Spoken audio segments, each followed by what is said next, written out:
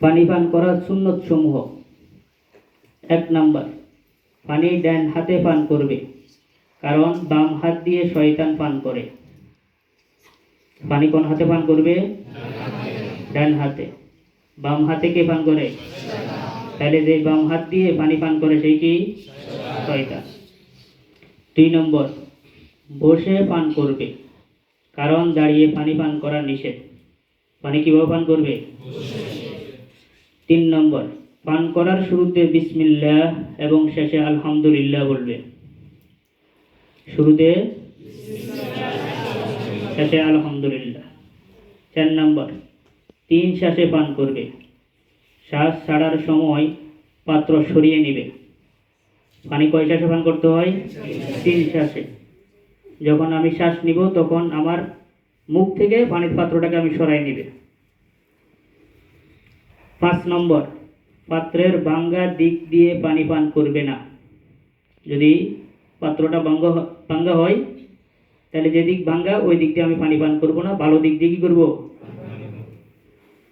6 নম্বর, মশক, কলস ইত্যাদি পাত্রে যার ভিতরে সাপ বিচ্ছু থাকার বা হঠাৎ প্রচুর পরিমাণে পানি বের হয়ে আসার আশঙ্কা আছে, সরাসরি মুখ লাগিয়ে পান করবে না। অর্থাৎ বড় যেগুলো কলসি বড় না, এগুলো মুখ লাগায় কি করবে না? পান করবে না, বরং ওগুলো থেকে গ্লাসে পানি নিয়ে তারপরে কি করবে? পান করবে। এছাড়া ছোট যে সমস্ত বোতলাদি আছে, যেগুলো উপর থেকে নিচে পানি দেখা যায়, নিচ দেখা যায়, ওই সমস্ত গুলো মুখ লাগায় কি করা যাবে? পান করা যাবে। 7 নম্বর, শুধু পানি পান করিলে নিম্নোক্ত দোয়া পড়া সুন্নত।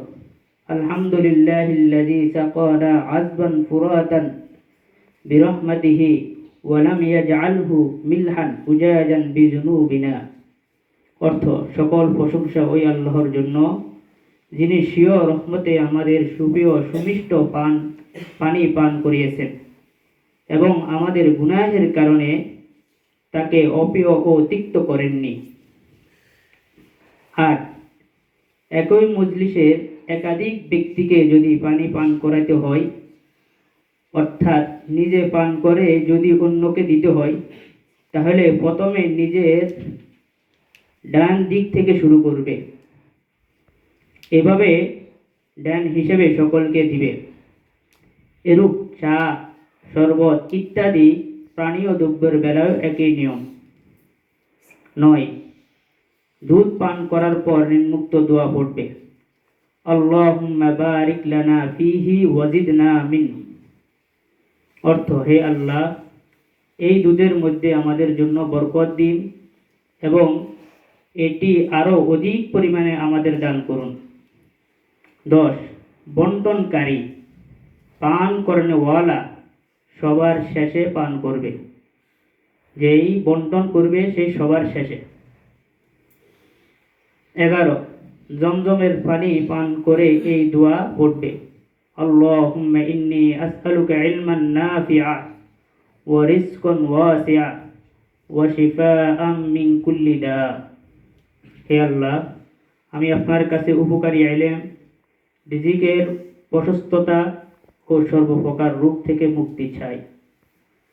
এই মোট 11টি সুন্নত এখানে আলোচনা করা হয়েছে।